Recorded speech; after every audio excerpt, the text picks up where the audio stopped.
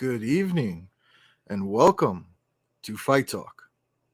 I'm your host, Blazt The Speakerz, and with me tonight I've got our guests who I'm about to take out. But tonight we're discussing events and tournaments. So, a lot of us in the community run events and tournaments, all kinds, and there's different people that do this. Tonight we are actually joined in by one other person that runs events. I've got Kristen Steps in the background. So I'm going to go ahead and take her out and bring her into the front. Kristen? I'm free. We remove the shackles. Welcome to Fight Talk. How are you tonight? I'm pretty good. I'm excited because I get to talk about something other than work. So that's great. I just got off work and I'm here and ready to talk about fight. Yeah, Fight talk. well, I will say running events and running tournaments and stuff sometimes can be work though. I mean, we both put in a lot of effort, and I'm not just even talking about you and I. There are other people that run Yeah. events. We've got Moat, Michael Voltrades, we've got UAG, Your Average Gamer, we've got the Laundromat Wars, we've got all kinds of different people out there that do run events and whatnot. So shout out to all those guys. Shout out to every single one of them because it takes a lot just to organize things sometimes and get everybody in order. And just to run an event takes effort, takes time out of your, we all have busy lives, busy schedules, so on and so forth. So it's a lot. Like it's a lot of things that we have to do as organizers. I'm pretty sure you'll agree. Yeah.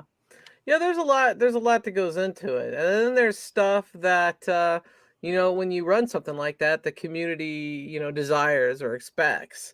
And then you got to answer to them. So you're trying to bring the community together to do something really cool, but there's lots of things you got to take into consideration. Like, hey, you got to do the graphics. Hey, you got to do the challenge site or wherever you're going to sign up for this tournament.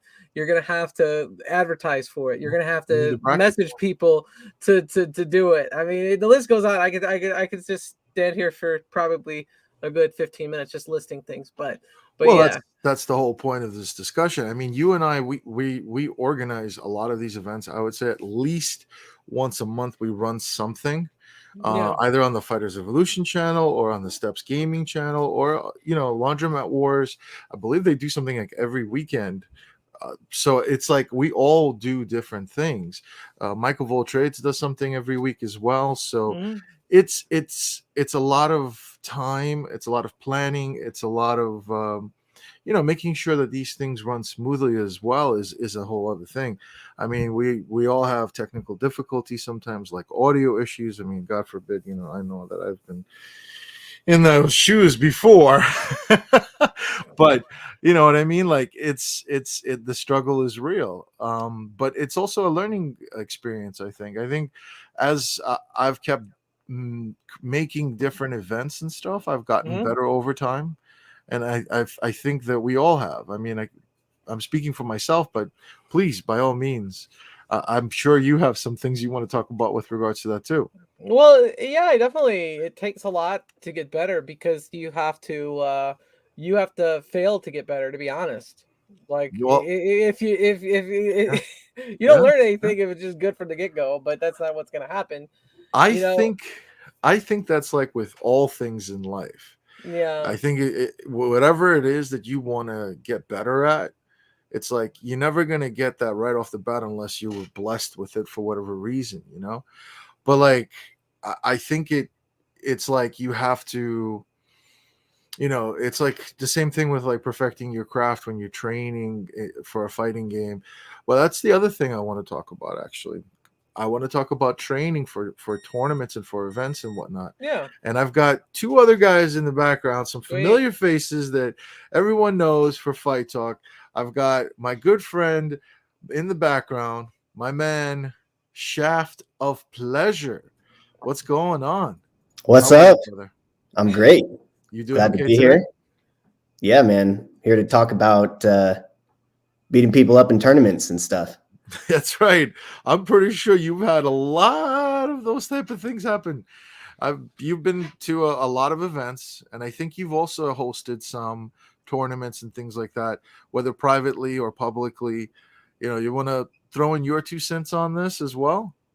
Yeah, man, I just love competing, I love it so much that I've been the one to just create the tournament because no one else was doing it, and I wanted to do a tournament, right? And so I remember we having talks like that about a year ago, and you were telling me how you've been running things and whatnot.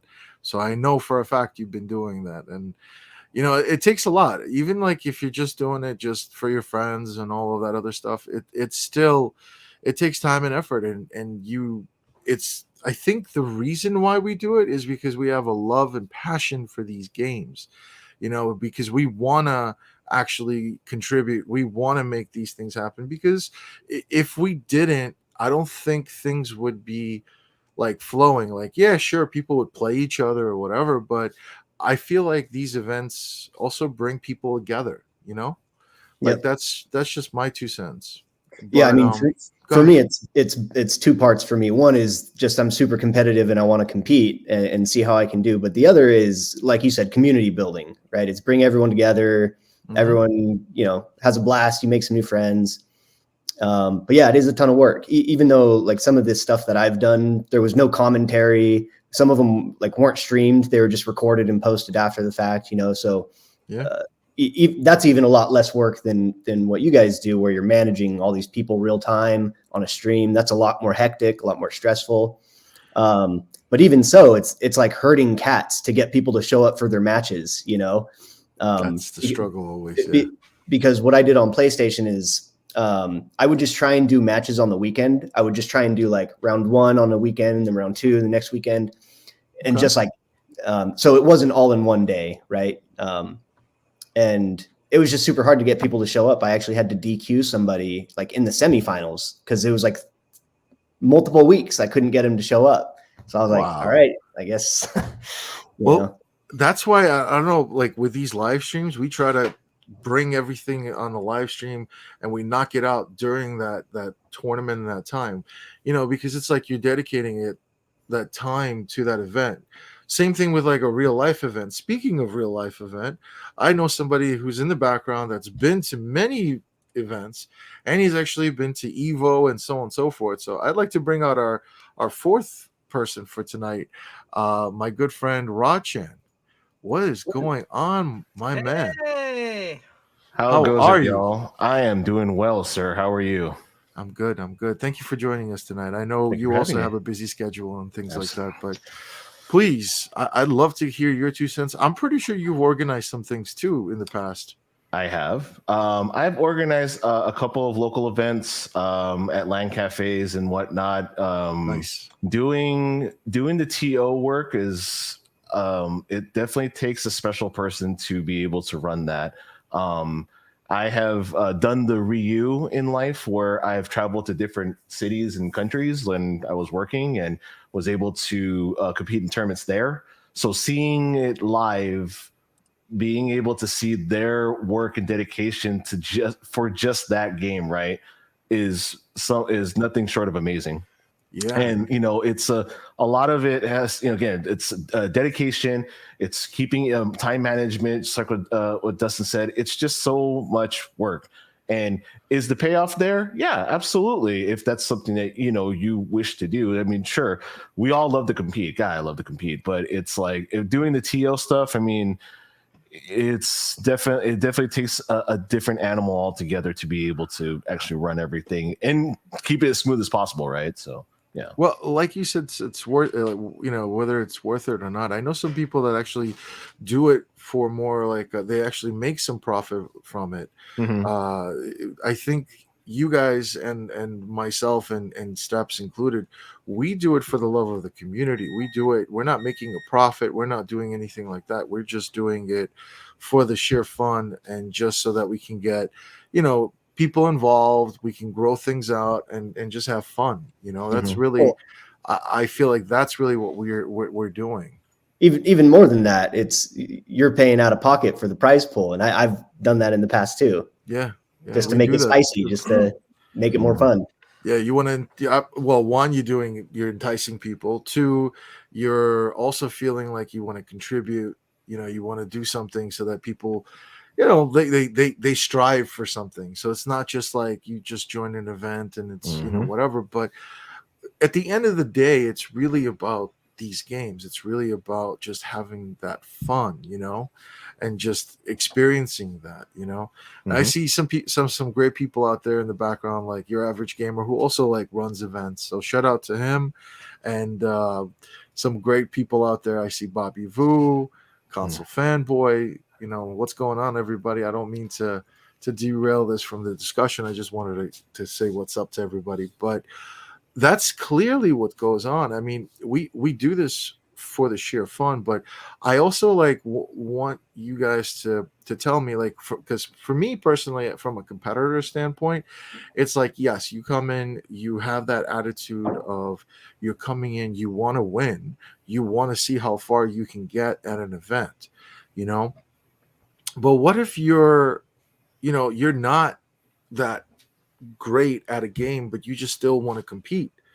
Like, what are some reasons that some people would do that? Like, for me personally, like, I went to a Street Fighter 5 tournament, and I know that I'm good to some degree, but I know I'm not going to be competing up there with like pro players and things like that. I don't play it like that, like, I'll just play casually, and for the most part nowadays I just play casually for fun anyway. But like, some people will join an event, and some people will play that just to, I guess, have an overall idea of where they're at, just to see or have a feeling. I mean, what do you guys think about this? What are your two cents on this? I've seen some players overperform at tournaments. There are players who have said this to me after the fact. I'm not just like trying to toot my own horn here, but people have taken me to a last game in a series in a tournament, and then like down to the last round, and then afterwards they're like, man, you usually 10-0 me. Like, I can't believe how close that was, and like they almost knocked me out. I mean, like Yoonster went to Arcade 82 and took 4th place. Like, that's crazy. Like, he's a good player. I'm not dissing him here, but like, that's an overperformance at Arcade 82. Like, that's crazy. Yeah. So, I mean, it's kind of good to just go and roll the dice sometimes. Sometimes you get an easy bracket, and sometimes, I have jitters. I have tournament jitters, and so like I'll underperform. So there's a lot of factors. It's funny. I mean, I'm just thinking about something that. Hold on. Go ahead, Steps. What I was going to say is, on there's a Laundromat Wars tournament for Darkstalkers, the Vampire Savior, and OTG, who I think like rarely played Darkstalkers, got 3rd place. I remember. 3rd place. You never know what's gonna happen. It could be luck of the draw. Somebody like Eddie Good might not show up, and the next thing you know, you move to the next round. Like, stuff happens. But like, for me personally, like, obviously, like, when in my little area here in Indiana, when I play people in the arcade or the Super Nintendo or whatever, you think you're good because you play these people and you just annihilate them. But then you actually go play real people that like played at all these arcades in Los Angeles or Chicago or wherever, and then you get killed and realize you suck. And so I'm gonna, what? So you play in the tournaments and you see, hey, can I get any better, right? Yeah. And like I realized that I would probably still get smoked by Rod Chan or Shaft, but I'm a lot better off than I was before, So I'll tell you about some recent experience that I had. So I haven't, as you guys know, I haven't really been playing much these days, but the last time I played Samurai Showdown was back 20 years ago. I think maybe once or something, maybe a little here or there, but not like, really playing it or doing anything with it. And I entered Moat's tournament recently on Monday, and I played on it. I actually came in second. You came in second? Wow. Yeah, I came in second. I did not expect that. I came in thinking that I was going to get knocked out right off the bat, and I was pretty close to getting knocked out right off the bat because the first person I played was Sosa, and Sosa, he was really good at the game. He's pretty good. I'm surprised he lost. We were close. I think it was like 5-4 or something like that, if I recall correctly. But shout out to Sosa because that was a close game. Who won, Cham? I'm not. Well, no, Cham actually lost to C Smooth, who I actually beat. What? The person that I lost to was actually Roderick. But if you look at the match, if you go and watch it, our games were really, really close. Like he would win. Except for the last one, I was just like so already like, okay, whatever, I'm done. But it was just like our games were so close. Well, at least you didn't say "Welcome to Die." No, Welcome to Die. I think he lost his first game. I'm not sure, but I myself, the reason why I'm bringing this up is because I don't play that game, and I played it years ago. But I decided to join because I just wanted to play. I just wanted to kind of get away from everything and just finally sit down and actually play something and just have fun. Mm-hmm. So I decided to join, and I never thought I would go that distance. But what happened to me was every time I played, I had that, what I call fighting spirit, like something just took over, you know? And that's what I want to ask you guys. Like, have you ever had that where you're playing a game and you're in your mindset, you walked into that tournament or that event and you're like, I'm probably going to lose. I'm not going to get that far, you know? And then all of a sudden it's like, poof, it's like something, just like a switch. Like it just turned on and you're like, no. Like Sosa was beating me. And I'm like, okay, I'm taking it at first. And then I'm like, nah, like Stallone and like Over the Top, you just like switch turn it on, man. Turn it on and just go, right? Right. And that's kind of what happened to me. And I was just like, it came out of nowhere. So that was my experience. And that was recent. And I haven't had that, I don't know, fighting spirit, I guess you would call it, or whatever that feeling is that just kind of takes over you. And just like, it's like kind of like a second nature feeling that someone else is playing, not you. Even though it's you, it's like something else just kind of like took over. So sure. I want to hear that like from you guys when you went to tournaments or events. Has anything like that ever happened to any of you guys?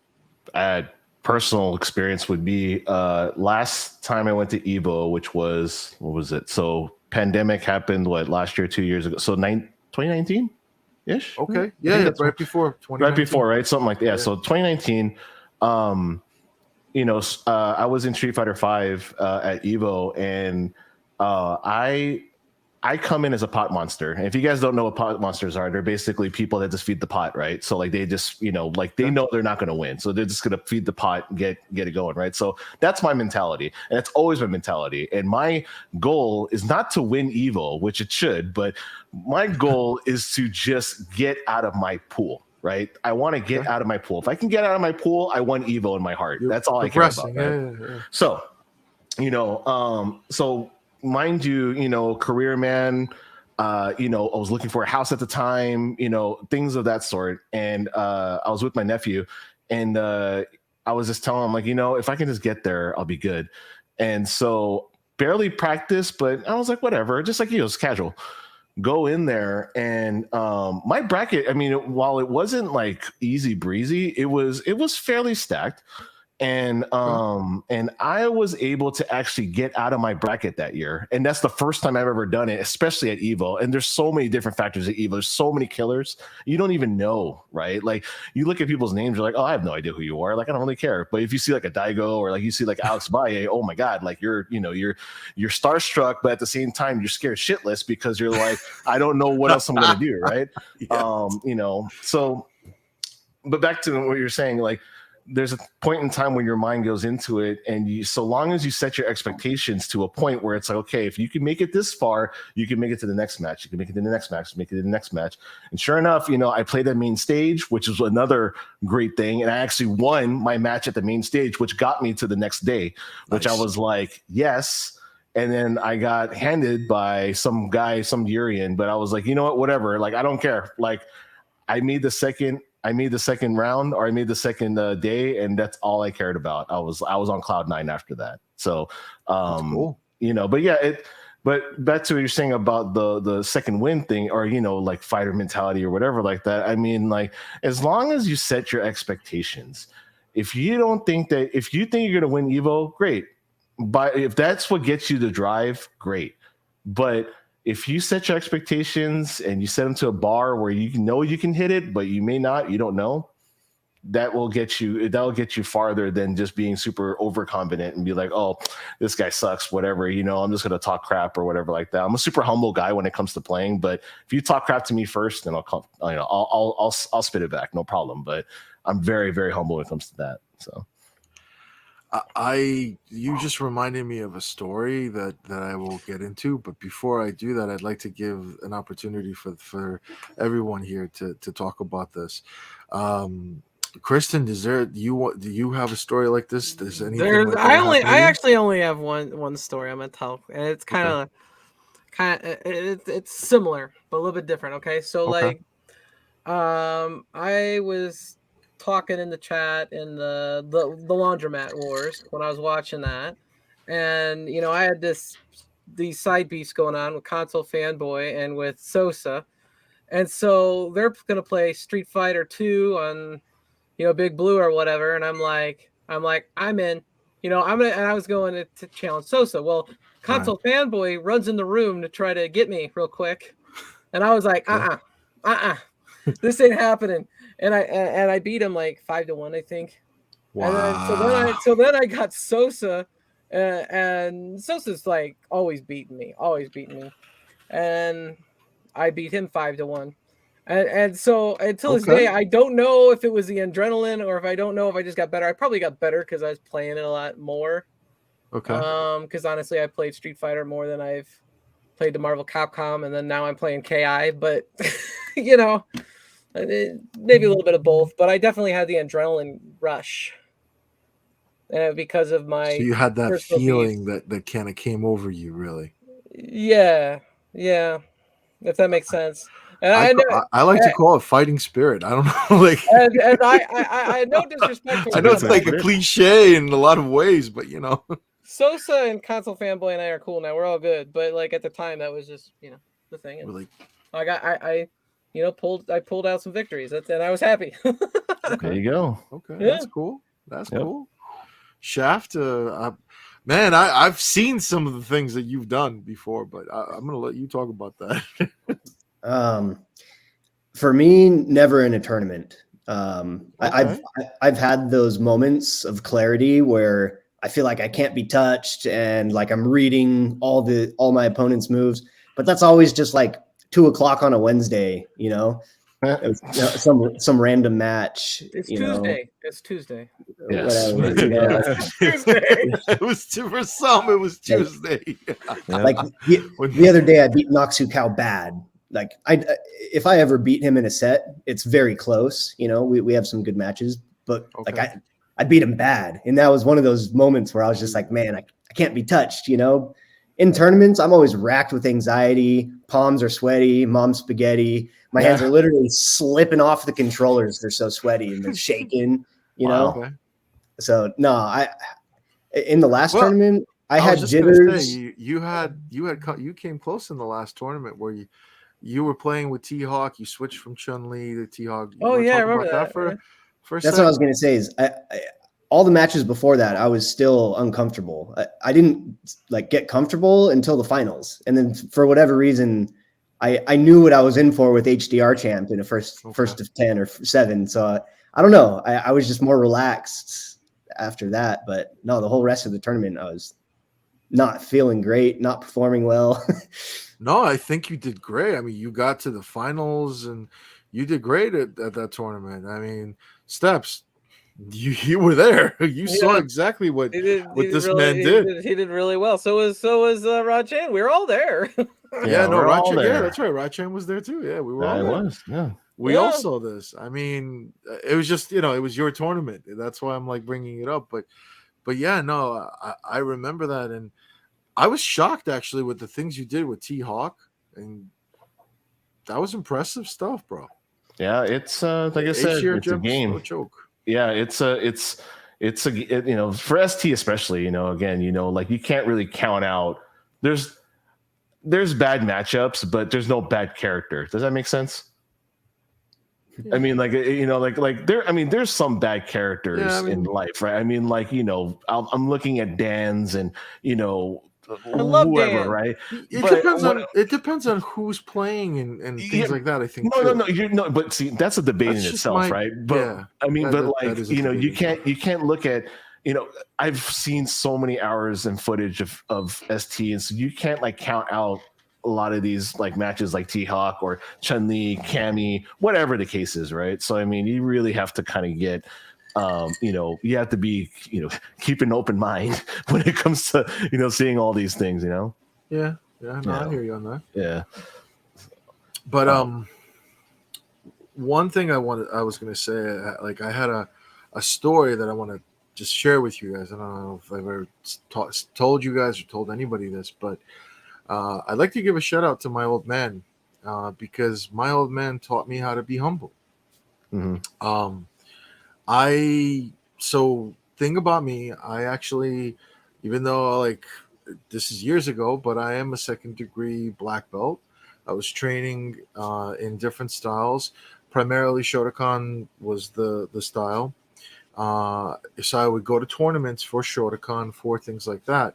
My sensei used to teach me all kinds of things. It wasn't just Shotokan, but I competed in events and tournaments that were Shotokan based. So what does that entail? That entails doing kata, like a form, mm-hmm. and then also fighting. And I was pretty good at fighting. So one of the things that happened was I kept winning, and I got cocky. I got to a point where I started to think that I was some kind of hot shot. Like I had the attitude where I started to have like, oh, I'm the best or whatever. Like I just started to feel that way. So it was some arrogance, some pump. Like I was a little pompous about it, you know, like that's just how it was. So I remember distinctly him telling me, he's like, son, you know, it's good to feel this way. It's good to be whatever, but you have to know that you have to always remember that no matter how good you are at something, someone out there could be potentially better than you. And, you know, not to put you down, not to whatever, you just got to remember. And you have to keep that in your mind that someone out there could potentially be better, because the day that you get knocked off your horse, you'll feel it, you know? And long and behold, right after that discussion, I went to the next event or whatever it was, and I actually lost. I had a guy that was really good. He ended up beating me up, and we actually became friends afterwards, and we became rivals, like a Ryu and Ken type of situation, to be honest with you. But you know, it was funny because that whole lesson, if you will, still resonates with me to this day, and I can apply that in so many different levels. And I feel like that even when it comes to fighting games and all of that, like you can't go in thinking that you're number one or you're the hottest thing, you know, because if you do lose, you know, you'll feel it. Like what you were talking about before, Rajchan, when you went to Evo and all those things, like, you know, you went to those events, but you had certain expectations. You didn't want to set that bar too high. You didn't want to set it too low. You know, like you can't go in and I think have some form of expectations. You know, it's good to have expectations, but I think to some degree, at least from my perspective, it's not good to have like a too much of a swelled up head, and it's not good to sell yourself short either. You know, that's just my take on the situation. You got to find that happy medium, if you will, you know? Sure. Yeah. That's just absolutely. my take on it. Oh yeah. I mean, everybody's had a humbling moment, man. I mean, like, you know, just to tack on to that, you know, please. High school. I was really good at Tekken 3 for a bit, right? You know, because I knew all of King's string throws. If you guys don't know, string throws are basically, you know, one after the other string throws, whatnot. Nobody knew how to break them back then, or they did. They just demashed it out. So how would you break it if you needed to? It depends on different throws. So if you have to mix it up, but basically if you do one string throw, during that time you can either press 1 left punch or 2 right punch or 1 and 2 depending on which throw it is. And so if you see the throw coming in, you can just mash 2 or mash 1 and 2, and then you'd be able to get out. But back then it wasn't really too, I mean, people knew, but that was like really high level play, but not many people knew back in high school. But anyway, I thought I was, hot stuff. And thank you, by the way. Thank you. Yeah. And so basically what ended up happening was I was challenged by one of the guys in my high school who was actually part of a team that they had back then. It was a team. And shout outs to ST Tekken who are still around, still the members nowadays. And the guy challenged me and I was like, yeah, dude, let's do it. Whatever. So in Japanese class, like we set up the system, we set up the PlayStation, all that stuff. And man, did I get rocked. I got rocked so hard and I was talking so much shit because I thought I was the hottest thing on the planet. And sure enough, it's still to this day, that's why I'm very humble, because I've been humbled, and that was almost 30 years ago, 25 something years ago. Rest in peace to Too High Horace, who passed away a couple of years ago through a freak accident. But I mean, it was the fact that guy taught me that, and that was a huge life lesson. And that's not even a tournament. That's just a grudge match in general. So, that's the thing. These things, you like, I have a story about that. You have a story about that. It's true. It's like you take these things and it's like you can apply it in so many other ways too. Like you said, it humbled you in general. Like that event humbled me. That event humbled you. I mean, sure. Absolutely. I feel you on that, bro. Like that's pretty heavy.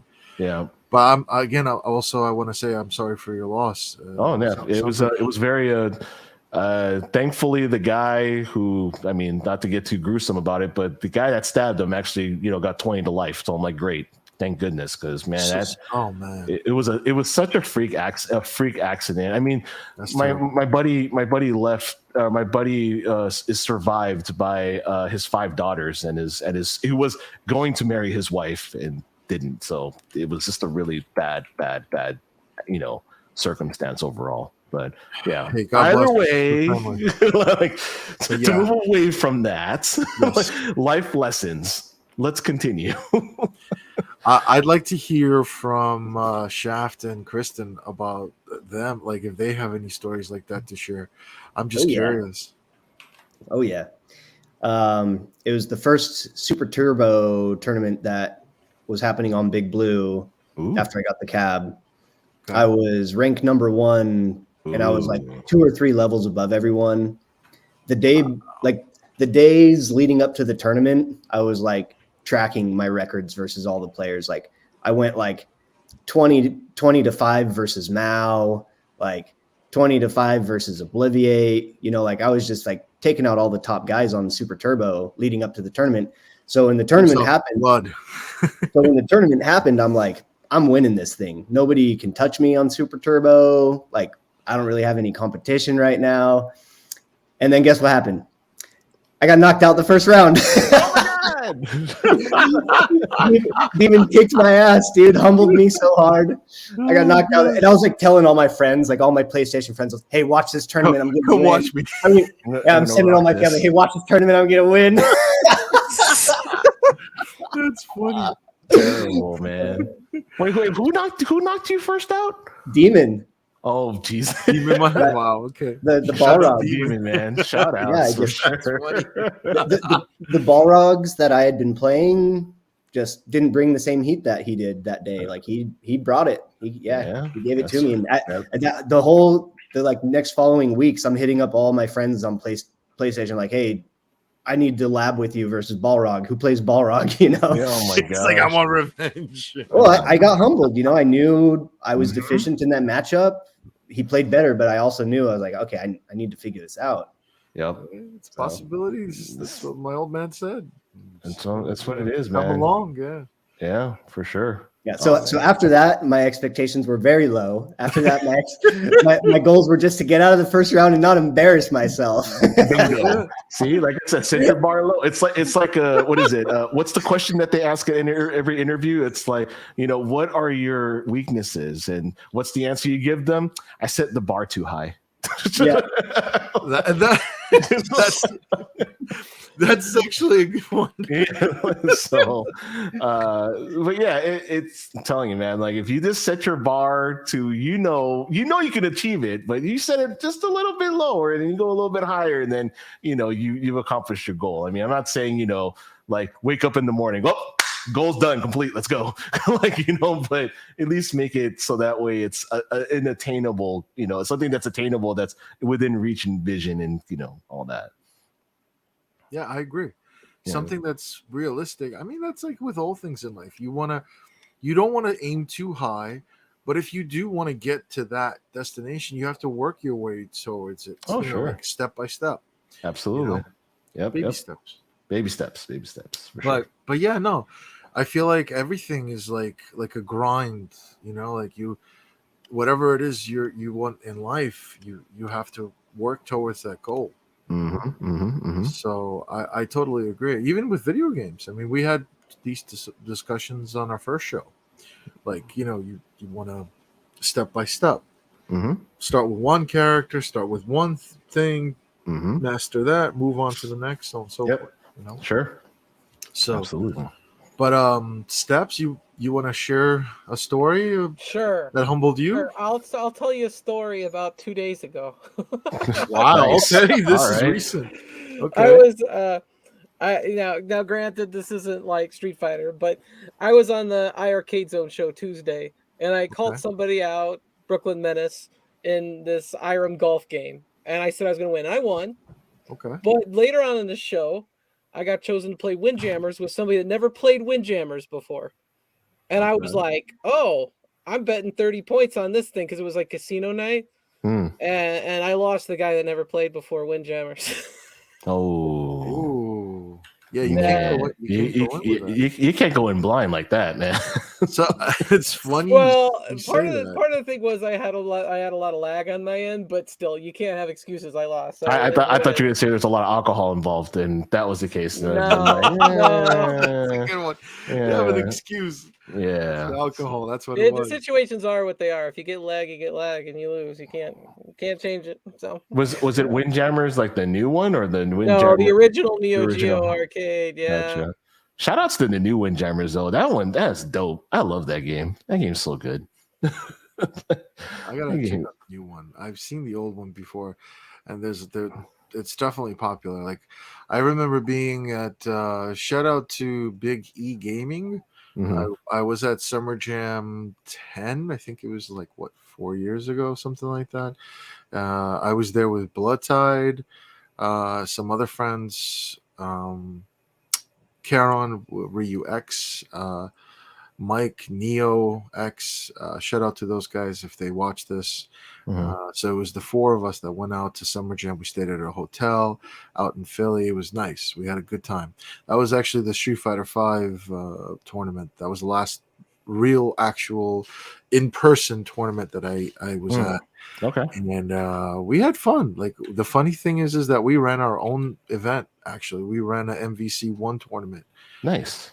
And some people actually showed up. I think we had like 10 to 15 people, something like that. It wasn't too many. I think it was 10 people. But with us, I think it was, like we also competed, like the four of us. But it was fun. And the funny thing is, like, somebody else came by afterwards and whatnot. But it was a nice event. So shout out to BE Gaming. He does some real in life tournaments, some real big things, real cool stuff. Nice, But yeah, like I haven't been to an event like that in a while, to be honest. Like Rachan, you will agree with me. Family life, that stuff gets in the way. It gets in the way, but man, dude, live events are so good. I mean, I wish I could have made it to the 82 arcade. It's about an hour and a half away from San Diego, and man, it looks so fun. Like, to do that. I mean, the one thing, so people don't understand is like, okay, live tournaments, they're fantastic when you're playing. If you're not playing, it can get boring really quick unless you're like really like observant about like your opponents, or you want to see like the matches, stuff like that. I mean, the high gets you and you're like, oh yeah, I get to see all this live matchups and whatnot. But it's like when you are there and then, like, let's just say you win your first match, right? Okay, great. You win your first match, you're ready to go, all good. And then afterwards, like, okay, you got to wait for your next match. And then you're just waiting and you're waiting.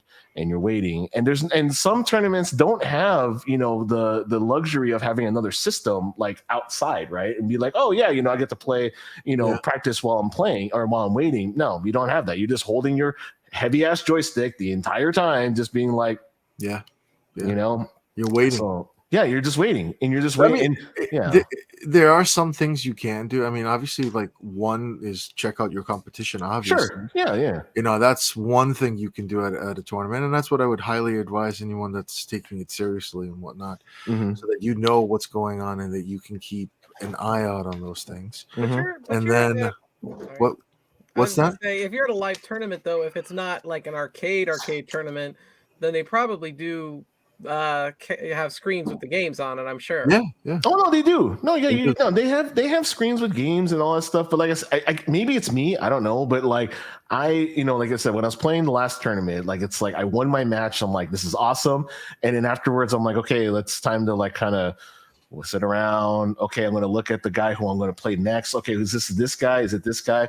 Sometimes you don't want to see who you're playing next because you just want to go. Sometimes, for me personally, sometimes I just want to go blind because the thing is, I don't want to psych myself out. That's another tactic, right? I mean, like, you don't know. Like, if I never knew who HDR Champ was, like, I would never know about his innate ability to do an SBD like out of the gate, right? Or if I played Chef, I would never know how aggressive his Chun-Li was. I would just go in and be like, okay, let me see if I can figure this out. Now, is that the best practice? No, but it's it's a practice that sometimes I exhibit because I want to go in there thinking that I can do it with my strategies in general. But again, back to what I was saying, like you're attending, it's really tough to keep your patience there because that also ruins your momentum.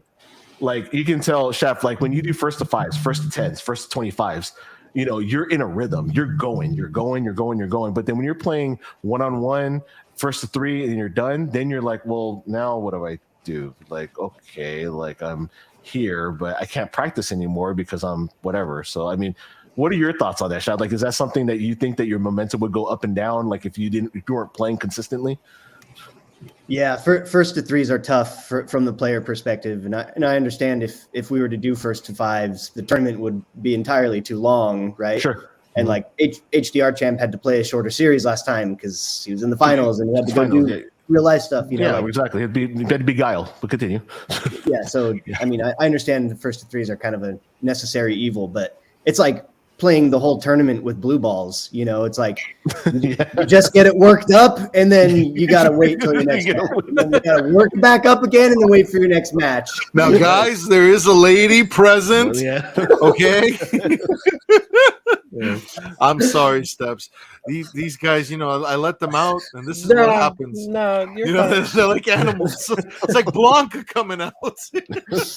Where's utility man when you need them? But it's the momentum thing, right? I mean, like tournament play is a way different animal than casuals or first to tens, first to fives, whatever the case is. I mean, there's a lot of different mentalities. Like I think, what is it? Daigo, who is one of the most celebrated people on earth when it comes to fighting games, if you get him to a first to 10 or first to 20, he will win every single time.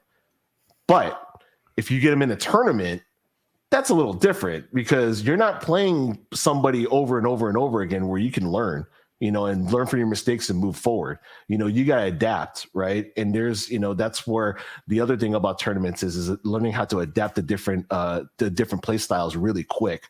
you know, or in getting rid of the jitters. One thing I do want to ask though, Dustin, because I get nervous, but at the same time, like I don't know, I used to smoke a lot, but I don't, or I don't drink either. But it's like, how did you overcome the sweaty palms and all that stuff before playing the game? Or are you still? Nope. No. Haven't when I do, I'll let you know, bro. Okay, cool. Let me know. Yeah, we good. Right now it's like finding the perfect amount, like how many beers until I'm relaxed but not too drunk. You know, that's like, but it still doesn't work. It doesn't work. How many licks does it take to get to a center attention problem? Yeah, exactly. But if I drink enough where it would calm my adrenaline, I'd be too drunk. So it's like a catch-22, you know. Sure. I don't know. I don't know. Okay. I still have nerves really bad. Okay. I did not know this. So I feel like you also have to have a level of that comes at see, that actually I think comes as you as the competitor and your skill set, like what your overall, because what it boils down to, like what you said with regards to adjusting, that's a very good point. Like, how do you adjust? Like, I'll give you an example. Like, I had to adjust playing Broderick, even though I lost. He figured out my tactics. He figured out what I was doing.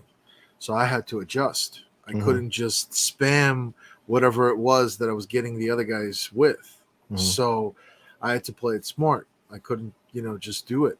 So every chance I got, I did. But I think adjusting is a very big key from a competitor standpoint. Like, you definitely have to adjust. It's just a matter of knowing.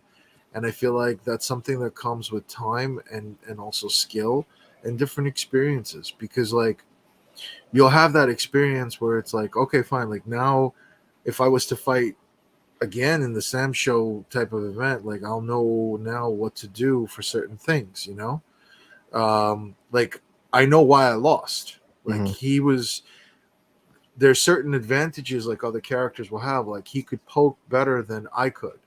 So like there's a frame advantage, in my opinion, for example, was a frame advantage. So like here I am thinking like I'll get in first, but no, he'll actually hit me first. You know what I mean?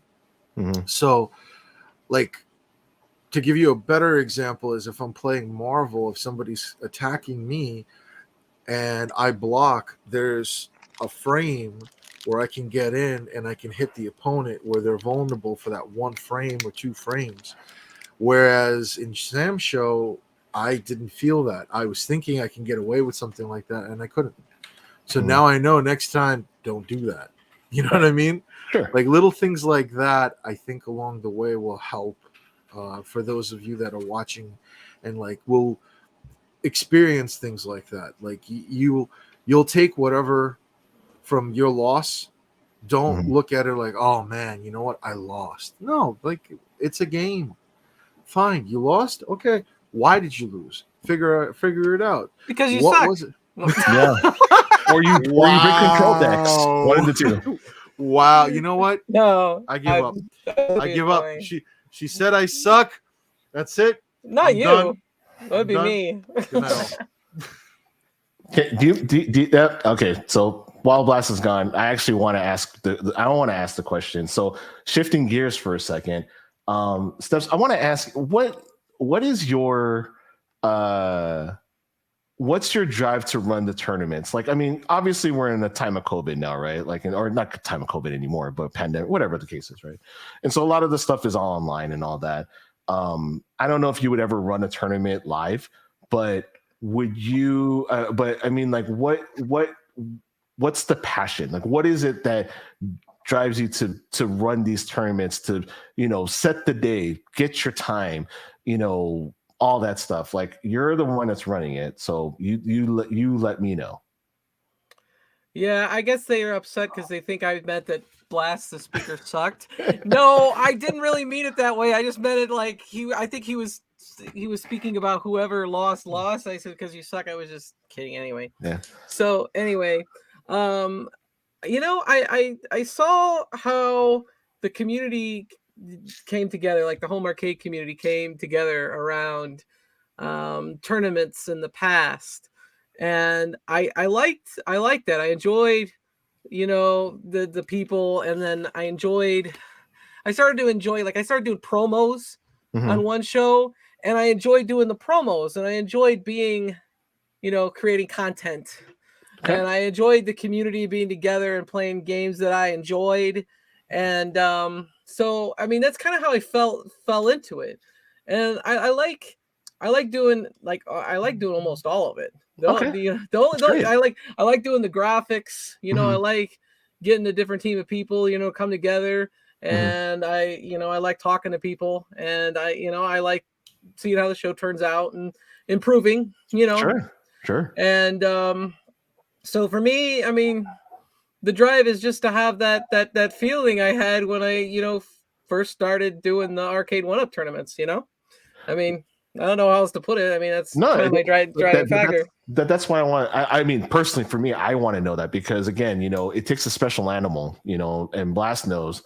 But it's like I just want, I'm really just curious because again, I love the dedication and stuff, but it's at the same time, I'm just like, it's a lot of work, man. And it's a lot of just It is. training, to do all that. So, I mean, shout outs to you and Blast and, Mike of all trades, your average gamer, all those guys that run the tournaments. I mean, shout out to you guys for taking the time, putting up the money, putting up the effort to be able to run things that, Shaft and I can enjoy and be like, hey, let's join in here and like, have some fun and all that because it's difficult. It's not easy, and Yeah. I'll be honest. Mike of all trades is saying that he had no invite for the tourney talk.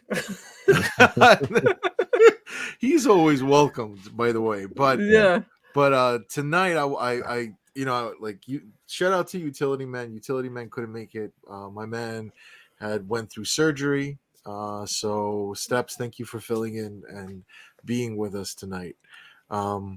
We're still doing fight talks. There's going to be other things that Mike can join in and other people can join in. I'd love to have Mike, UAG, everybody come on one day and we'll have everybody here. We're all going to be taking turns, but I have like the four core people for Fight Talk all the time, but we're gonna alternate and stuff. We'll have days where I won't even be around and these guys will be running the show.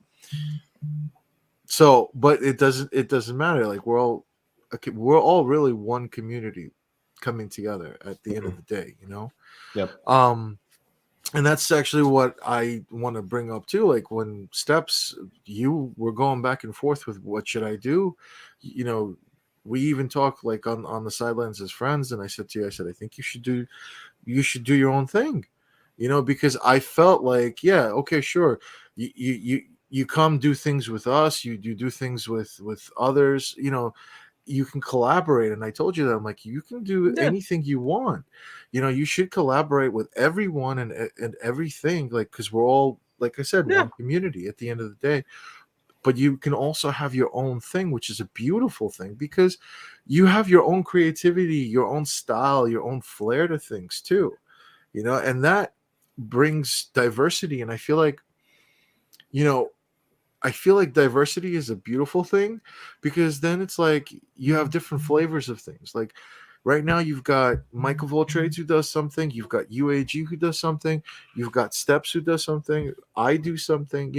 This way the people, they have places to go, they have things to do, and we can all be a part of it too. Like I joined Mike's thing, I've done things with UAG in the past too, like it's fun. This is what it's about.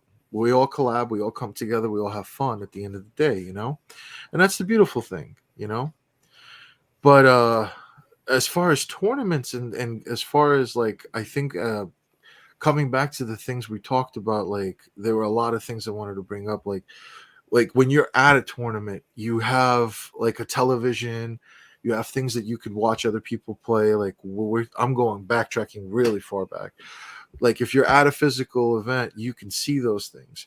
And I also feel like with regards to current live streams and live tournaments online, particularly, like Rod, you may remember we back in the X Team days, we did tournaments 20 plus years ago. Mm-hmm. You know, I was running things even back then. Sure. And when we did it, obviously it wasn't like what we can do now with regards to streams and bringing people on, you know, and there was brackets and all that. No, it was like I would do events and it was like whoever was there and showed up, that's who played. It wasn't like, you know, this, that. But I had visions, especially when the whole clans things like it emerged. Like people came from, like the X Team was huge at one point, and people just wanted to kind of go and do their own thing. So you had the Dragons, then you had G Unit and Angels and Dark Templars. I remember there was so many of them. So I had the idea of God knows back then to have Fighters Evolution be like housing all of those clans as one, and then creating like a clan wars thing, you know?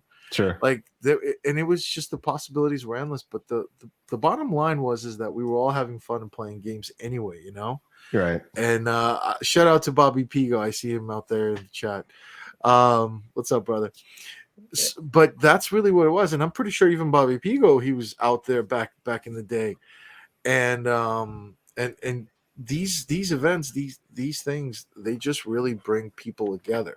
Yeah. At the end of the day, you know, and I feel like these live streams and things like that is a beautiful thing because people can be a part of it too. You know, like we have people out there in the chat watching and so on and so forth. Like they're involved. They're there. You know. Right. And that's what's up. Yeah, Doobie's done a tournament with me before, and you have, and Rod Chan has, and Shaft's been part of them, and but you never answered Rodell's question. Me? Yeah, he asked me and you, I think. What's the question? So my question to the TOs that are on this stream right now. First off, I wanted to mention that all of those clans, the first thing I thought of was West Side Story and doing this. The dragons and the sharks and all that stuff. And I'm just like, yeah, dude, I'm gonna stay away from that. Back in the West Coast, we didn't have any clans, any of that shit, man. It was every man for himself. It was like, you know what, you can kiss my. I mean, we had SD Tekken, which was a bunch of folks. That's cool, but like it wasn't like, you know, like, hey man, I'm gonna go get the Bloods, and we're all gonna go over here, and we're gonna play on 2-player side. It's all 2-player side over here. None of that 1-player shit. No. Anyway, so what I was saying was to Steps. And then I was asking you because you were crying in the back. What's your drive? Like what is it about being a TO and doing all this stuff that drives you to be able to run these tournaments? I mean, obviously you're not doing it for money, right? If you're doing it for money, obviously there's great, but what money? I'm losing money. Exactly, that's what I'm saying, right? So you're losing time, you're losing whatever. So that was my question to Steps. Now it's my question to you is what is it that drives you to do these types of things? And we appreciate it, of course, but I digress. Honestly, one, I love to see people playing. I love to see people engaged. And I just love to host events. Like if you ask my family, you ask my friends, I love to host parties. I love to host events. Like, every year I do a Halloween party and I make it a big thing. Sure. That's just my thing, like all the time. But you're the hostess with the most. The hostess, yep. I love to host. That's really my genuine true answer. But I'll tell you the story of how I got to do this again, because so like I actually so for a while, Fighters Evolution, we were just making like combo videos, things like that. And these cabs actually brought me back. The Marvel versus Capcom cab is really what brought me back into the whole scene. I got it for nostalgia reasons because that's my favorite game. And when I saw that, I was like, no, I have to have that. Now, granted, it evolved. I ended up getting the big blue, and so on and so forth. But the point is that It catches I you. know, I know. It Don't- catches you because you're like, you want to play more with the community members, and then this guy got Big That's- Blue, and then right. you're like, if I don't get Big Blue, I'm gonna be missing out. See, And- that's the whole thing now. Now I'm like, you guys are talking about KI, and I'm like, I don't know about KI. Do I want to Surprise spend me. money? It's good. Right. And I'm like, I don't know. So I was never that into it. So like, Neither was whatever. I. But that'll save for another conversation for Yeah, I another know, fight I talk or know. something. But what happened was, shout out to Footy Laughs, by the way. Footy started the online Discord, which is the first Discord for the home arcade. That brought everybody together, really, and that's where everybody's really conversing for the most part with regards to these home arcade cabinets and things like that. So His shout YouTube out to channel- him. His YouTube channel is what kind of started driving that Discord. But his too. YouTube, right? He started doing the Friday night fights and things like that. But his Discord and the Facebook group are the two things that I would say that really kind of came together and brought that together. So when I started playing on the MVC cab, I found out about the whole community on Discord. But at that time, it was like maybe 5 people, 6 people. It wasn't a lot. Like Footy will tell you, shout out to Kong. Kong was there from the start too. We were on the first days as well. But what happened was, at that time, I was like just trying to, and I was thinking about coming back. And this is the other thing that I want to get to eventually, is doing like the tutorials I kept promising for over a year ago. I really want to get to that. No, all jokes aside, I just my know, problem. I'm just being funny. My problem is the same thing with everyone. Like, it's just time, Yeah. I can't sit down to actually do this. Like, if I showed you right behind me is my old box where I have like a lot of videos already prepared. I just need to like put everything together. But I will, and I'll probably do some things, whatever. But coming back to answering that question, so when I joined the Discord, everything was going great. We were all playing things. We even started to collab. I met other people. We all came together, and there was one guy out there, Desmo. He actually was the one that was like, I'm gonna run an event. I'm gonna run a tournament. And at that time, Rev and I were friends. Webhead was with us, and we were like a trio, if you will, for Fighters Evolution. That was the vision, was to do like a whole network thing for FightersEvo. But anyway, Desmu was the first one to say that he would do a tournament, and then he turned around and was like, "No, I changed my mind. I'm not going to do it." Last minute. And there was so many people that really wanted that tournament. And shout out to Kong, because Kong was the one that was with us as well, if I remember correctly. So it was Footy, it was Kong, it was me, it was Rev. We had a whole bunch of us that came together, and we ran the first tournament. But I stepped up and I was like, hey, I turned around to Rev. I was like, can we do this? Let's do this. Let's make this happen, So a lot of us came together and we ran the first tournament, which was X-Men versus Street Fighter. And then the next one was Marvel versus Capcom. And then after that came, or is it Marvel versus Street Fighter? I'd have to backtrack, actually. But we started doing that. So shout out to Desmo, because if it wasn't for him, I probably would not be doing these events. Okay, good to know. So but my reason for doing it was because I saw the community. I saw so many people that were so hyped up for the tournament. And they were all like, yeah, like, we're going to have an event. We're going to have this happen, and to see them turn down, that really like got to me, and I was like, let's make this happen. You know what I mean? Yeah, for sure. That's really what it was. Good to know. All right. So thank you for indulging me. Yeah, no. That's really. I truly do it for the love of the community. I've kept going with that, but you never know. Like, one day, I start like I saw the steps. I'm like, I'm starting to feel my age. You know, like you start to feel tired. You start to feel whatever. You know, like it does take a lot out of you to make these things happen. Could I ask Shaft a question? Go for it. All right.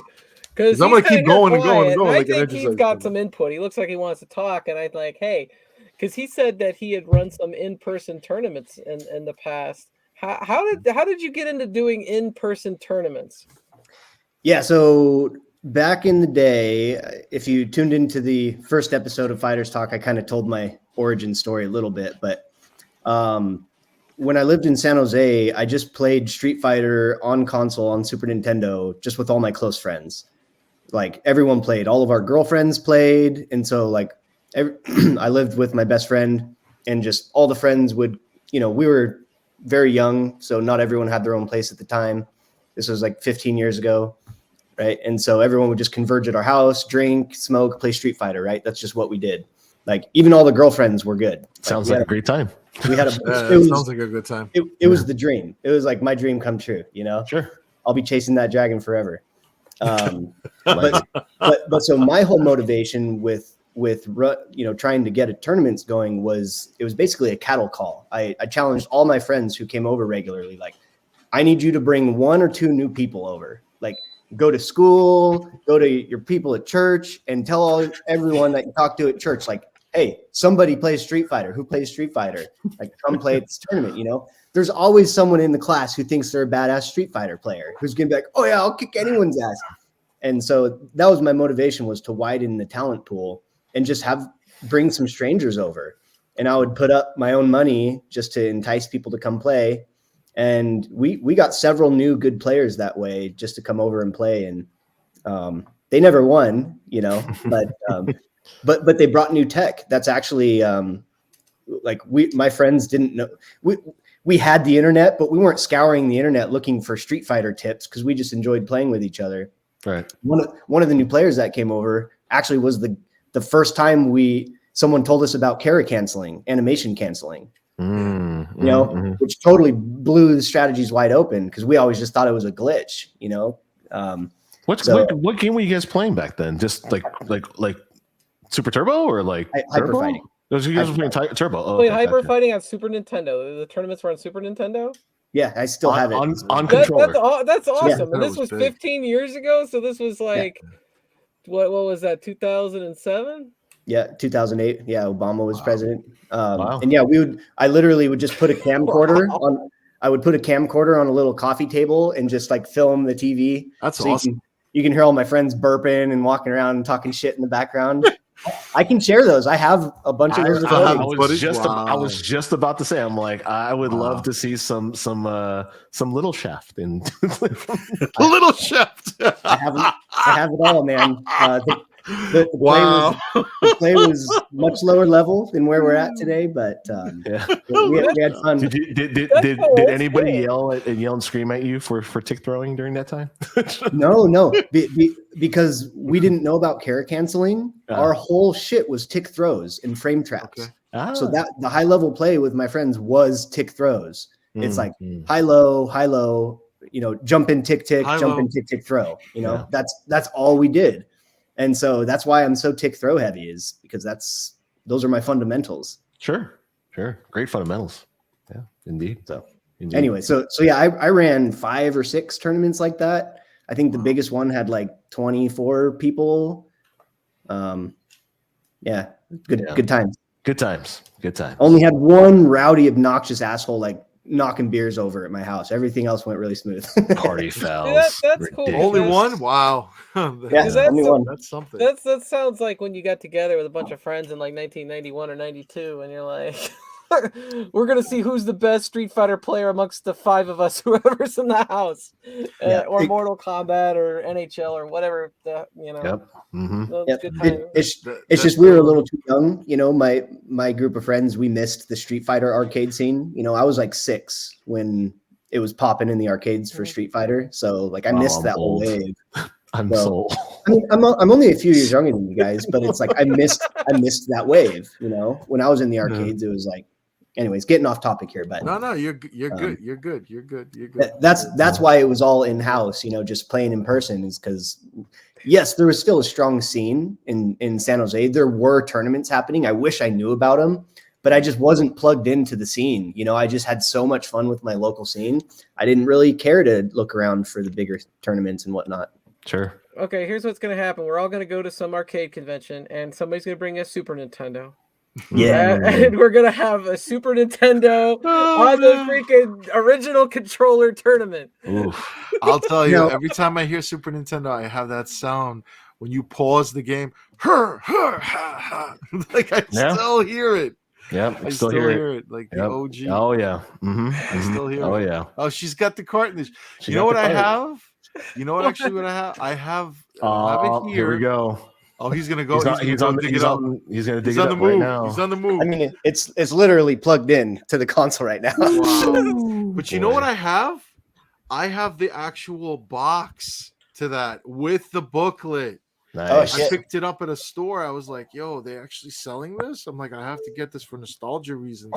I have it at my summer house where I have my OG Super Nintendo with like a bunch of games and all of that. Jeez. So, yeah. Summer house, my goodness, man. Well, my parents. To be fair, my parents. I was like, dang, okay, I'm sorry. Yeah, my family has a lake cottage, so there you go. Wow. Okay, I am definitely not in the right family, apparently.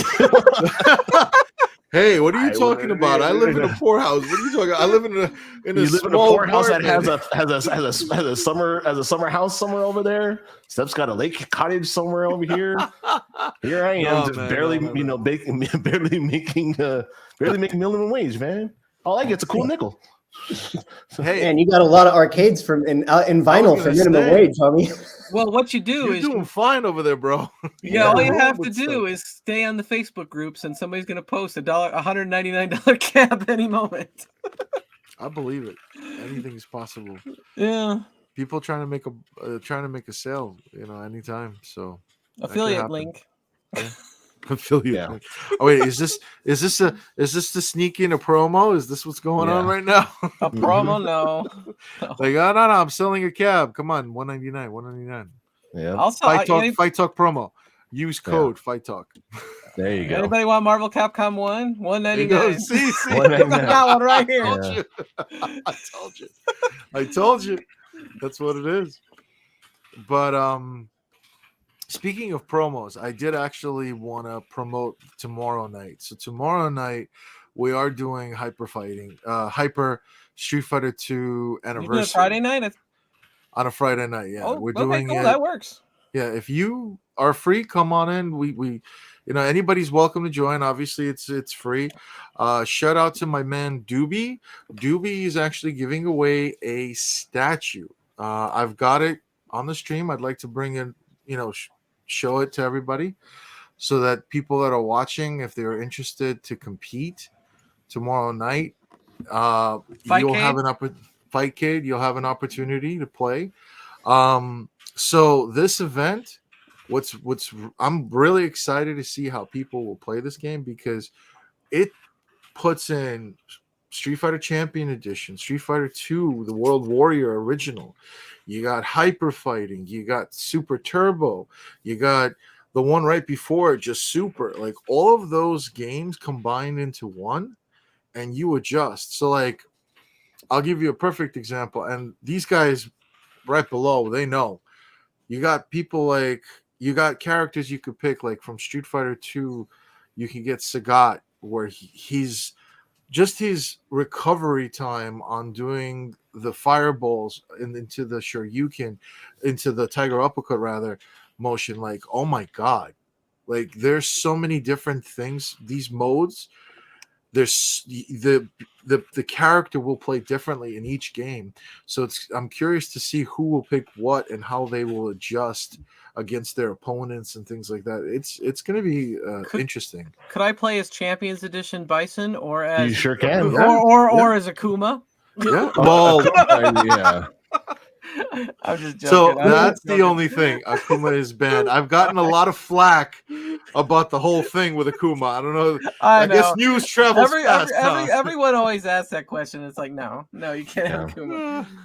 I Yes. took it seriously. So Utility Man comes to me and starts asking me some questions and stuff, and I was just also like going through something at the time, so I was also not like in the best of moods, and I'm like, he comes to me and he's like telling me all these things, and I'm like, what's going on or whatever, like, and he's like, yeah, no, we're making a big deal about Akuma, and I'm like, what, like, who cares? He's like, no, you don't understand, and this that, and then he tells me Moat and Moat's channel, people are talking about it. I'm like, okay. Meanwhile, they're joking about things, whatever. So I'm like, what?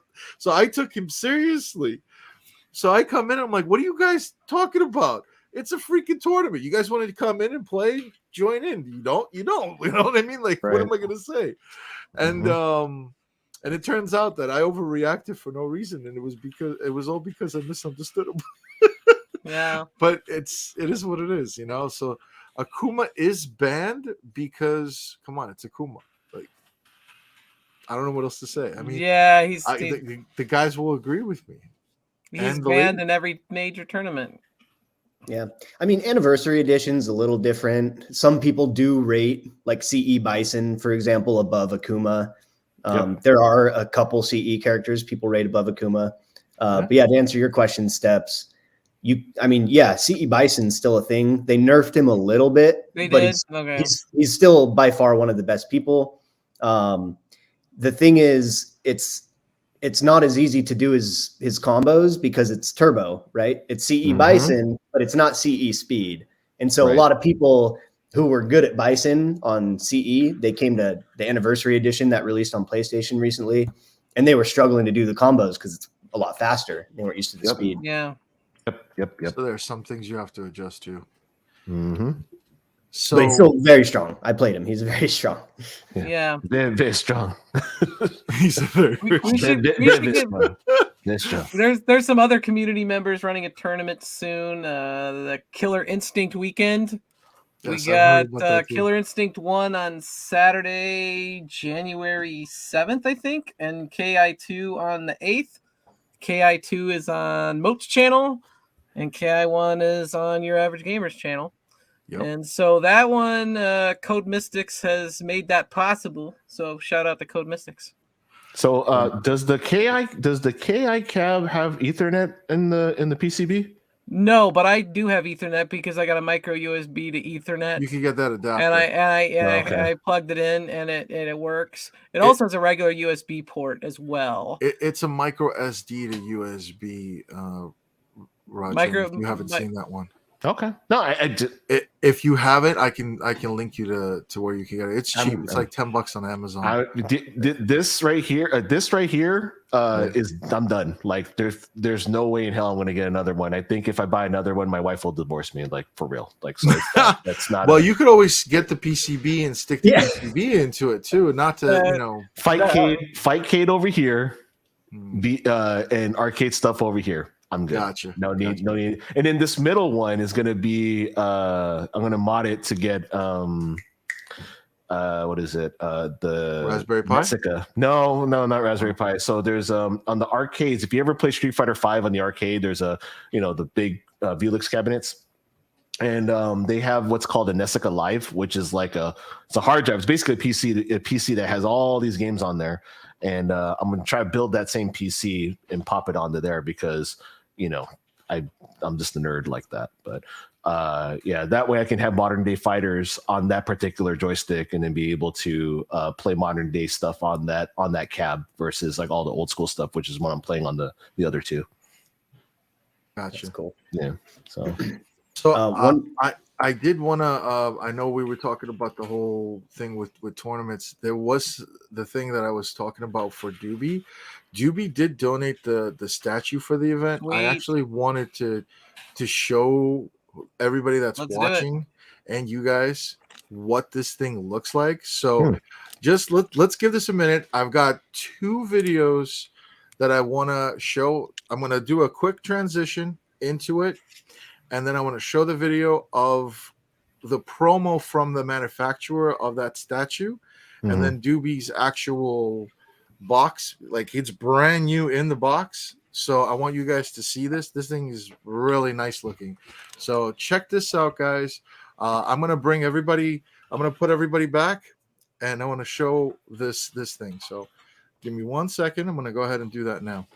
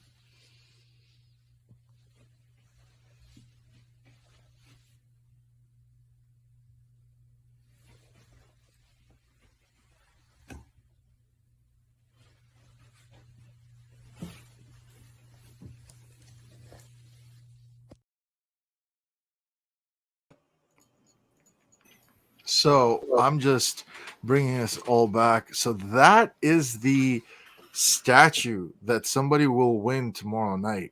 It's pretty cool. That's pretty slick. It's awesome. It lights up and everything. Like I have one of Ryu and I have one of Akuma, but man, the Ken one looks so cool. Like he's got the dragon and all of that as he's rising up and then it lights up. That's really cool. So shout out to Doobie. Thank you, Doobie, for donating that to Fighters Evolution to give towards as a prize. To sweeten up things, I'm also throwing $50 into the prize pool for a cash pot. So you know how it goes: first, second, third. I'm sorry. I'm going to throw in 52. Oh snap! We got $100. We got $100. Look at that, man! Thank you, brother. Yeah, thank you. I appreciate that. This makes it sweetens things up. Are you competing this time around, Shaft, or no? It depends on how many people we get signed up. As it stands right now, I'll probably compete just so we have a little bigger bracket. But if we have a bunch of players pile on tomorrow, then I'll step out. What time is it? We're gonna start this, I believe. Let me actually put the advertisement up on the screen. Do I have the? No, I don't. Is a single elimination?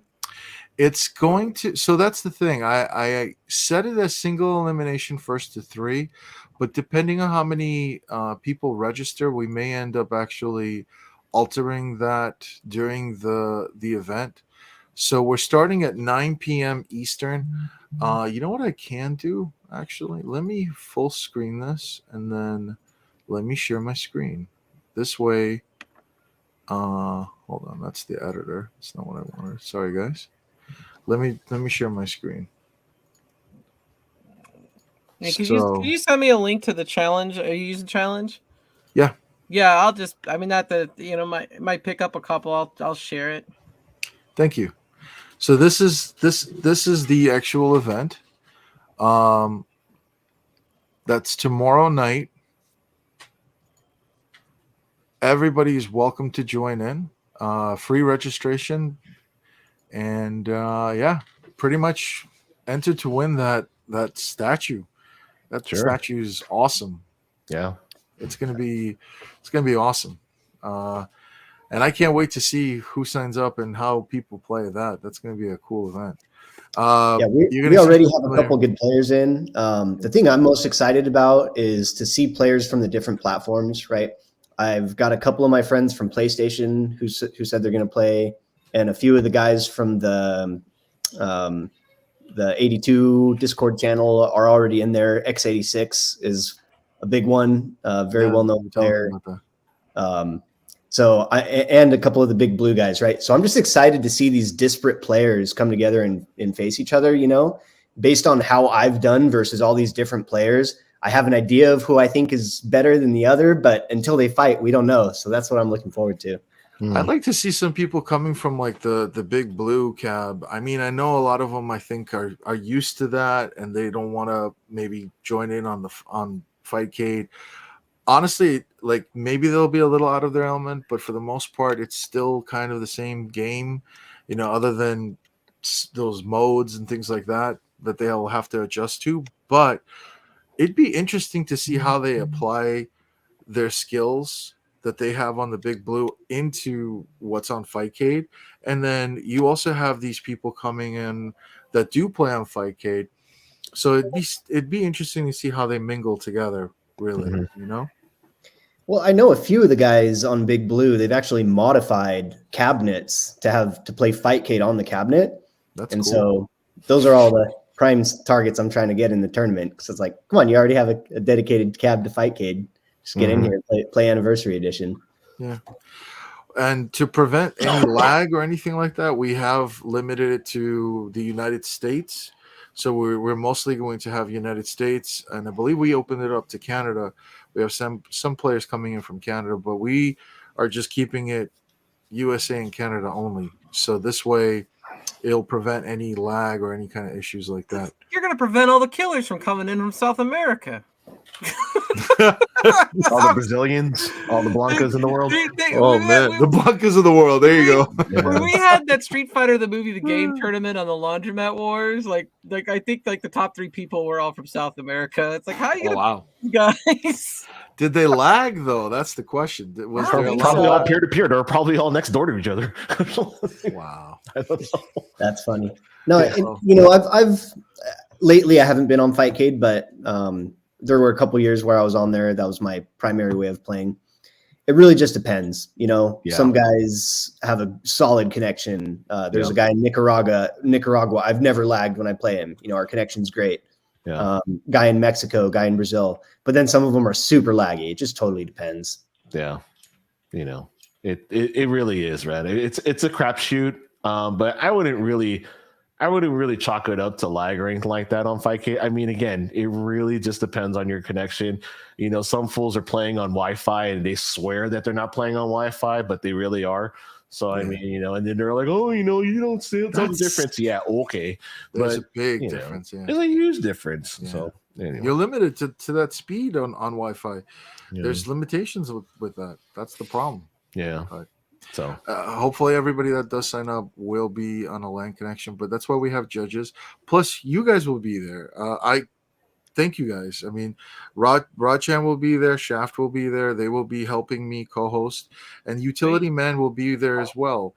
Not just in spirit, he'll be in the background helping and coordinating matches as well. So huge shout out to Utility Man who couldn't be here tonight. My man went through surgery. And we wish him well. We hope he's feeling better, and that all is okay by him. Cool. But for those of you watching, hold on one sec, Shaft. I'll want to let you talk one sec. For those of you that are watching, I am taking this down. So anybody that's interested in signing up for this tournament, put the link in the chat. The link is here, actually on the screen, but I will put it in the chat right now for anybody that is watching that wants to sign up. I'm typing it out. So it's challenge/HSF2A. So click on that link, sign up, and you're good to go. Sweet. So I'm going to let you guys go ahead and say what you need to say. I think, Shaft, you wanted to say something. I was just going to talk crap to Utility Man. Go ahead. Say what you got to say about Utility Man, man. It's cool. No, just my Blanca socks showed up today. So I was going to wear them and show them on stream, but he didn't show up. So I'll save them. Well, show it on stream. I want to see what they look like. Go ahead. Oh, man. This should be interesting. Good old Blanca. I'm curious to see, but But while he's doing that, Rod-chan, is there anything you want to say? Oh, well, there they are. Look at that. Good ones. It's good. Hey, you gotta let us know where you got those. Yeah. You gotta post that link. Let us know where you got those, man. I think I just searched Amazon, to be honest. You just went on Amazon, Blanca socks, and that's it, right? That's it. Yeah. Okay. That works. I don't have anything other than, huge thank you to all the TOs. You guys especially, thank you for having me on the show. Like always, it's always a pleasure. Here, and like I said, I really enjoy having these talks and all that, and hope to come back again sometime. Hell yeah, brother! You're always welcome here. You know that. Thank you for being a part of this. Shaft, anything you want to finish off with? I'm good, man. We gonna end right at 90 minutes? Let's do it. Let's make it happen. All right. Let's make it happen. Hey. Steps, anything you want to say? Yeah, they're all trash. I'm gonna beat them all tomorrow. No, I'm just kidding. There it is. No, Steps got it. Okay. It was a joke. Anyway. Oh man. Thank you for having me today. It was a fun conversation, and I like the show. I think it's a very good podcast format. And thank you. And I look for me to have a tournament in January, Marvel versus Capcom only, and February is. I'm gonna enter that.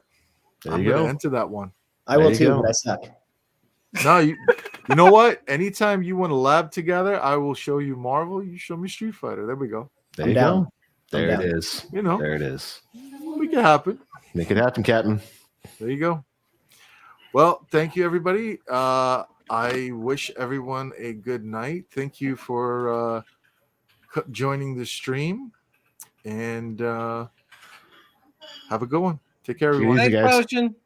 Yeah. See you.